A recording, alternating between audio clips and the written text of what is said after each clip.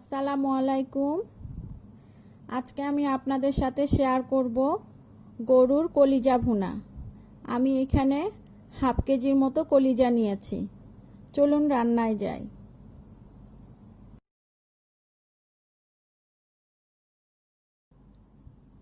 আমি চুলায় প্যান বসিয়ে রেখেছি। এখানে 2 কাপ পানি দিয়েছি আমি ভাপানোর জন্য কলিজাটা এখন আমি দিয়ে দিচ্ছি।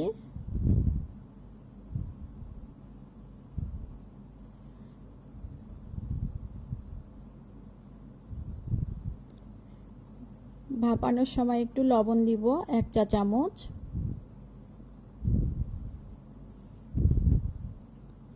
হাফ চা চামচ হলুদ গুঁড়া। এখন এর কলিজাটাকে আমি ঢেকে দিব 10 মিনিটের জন্য।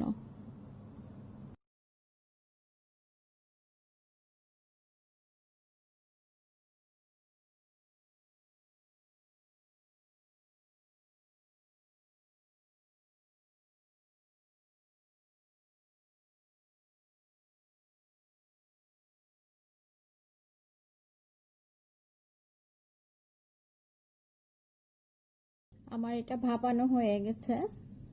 আমি এখন পানিটাকে ঝরিয়ে নিব।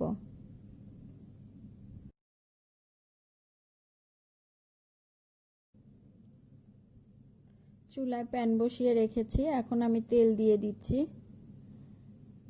হাফ কাপের মতো তেল দিয়ে দিলাম।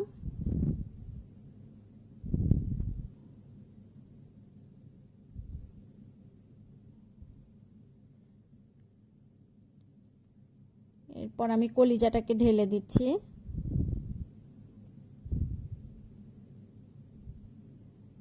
এক চা চামচ লবণ দিয়ে দিলাম।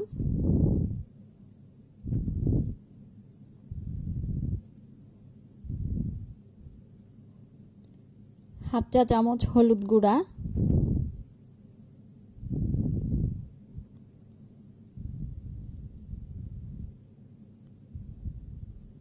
তেজপাতা 4-5টা, লং 4-5টা,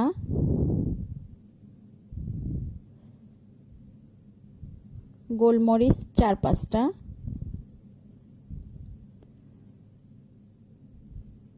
সাদা এলাচ 4-5টা, শুকনা মরিচ 5-6টা, দারচিনি এলাচি 5-6টা।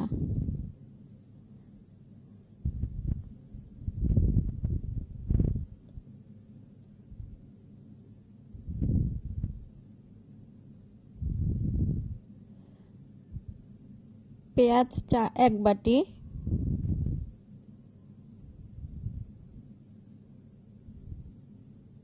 একটা রসুন,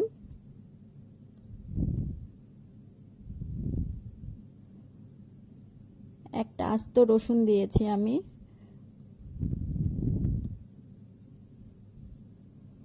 এখন একটু নাড়াচাড়া করে নেই।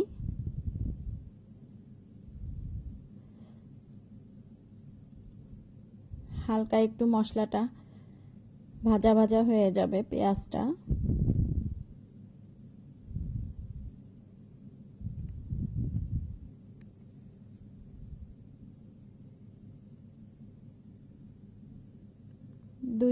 দুই চা চামচ শুকনা মরিচের গুঁড়া,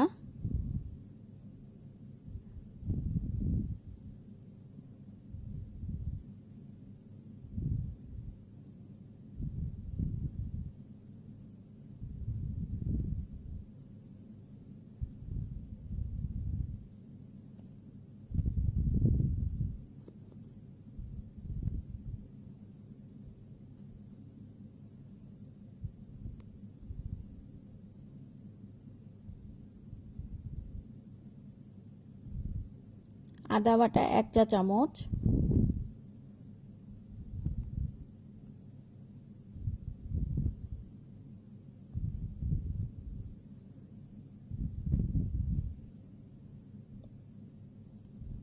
রসুন বাটা 1 চা চামচ,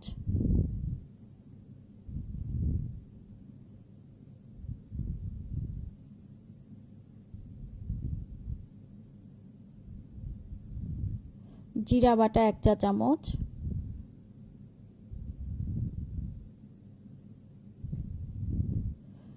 ধনে গুঁড়া 1 চা চামচ।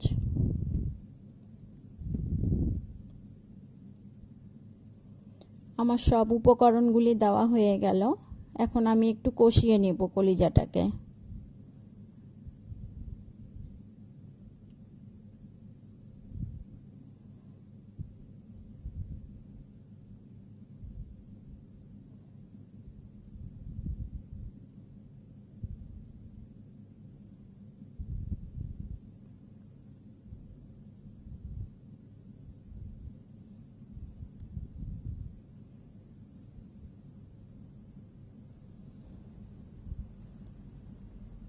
আমি এখন একটু পানি দিয়ে ঢেকে দিব।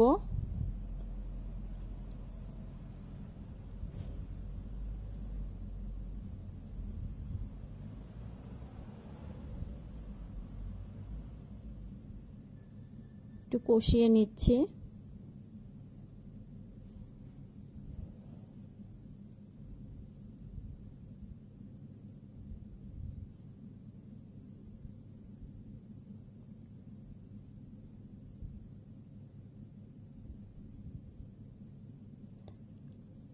আমি সেদ্ধর জন্য 2 কাপ পানি দিলাম। এখানে 2 কাপ পানি দিয়ে সিদ্ধ করে নিব।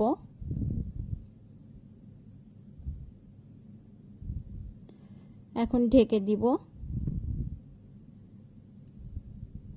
20-25 মিনিটের জন্য।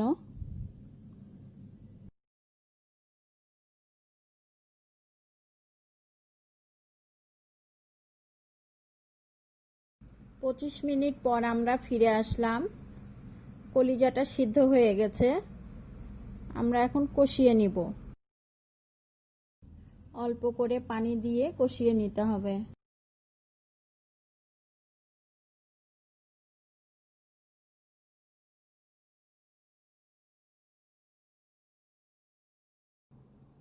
সামনে যেহেতু কুরবানির ঈদ, তাই আজকে আমি আপনাদের সাথে কলিজার রেসিপিটা শেয়ার করলাম।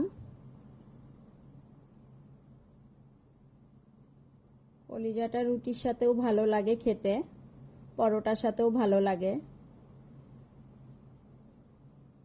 আমি আর একটু পানি দিয়ে কষিয়ে নিব। সবশেষে জিরার গুঁড়ি, ভাজা জিরার গুঁড়ি 1/2 চা চামচ দিয়ে নামিয়ে নিব।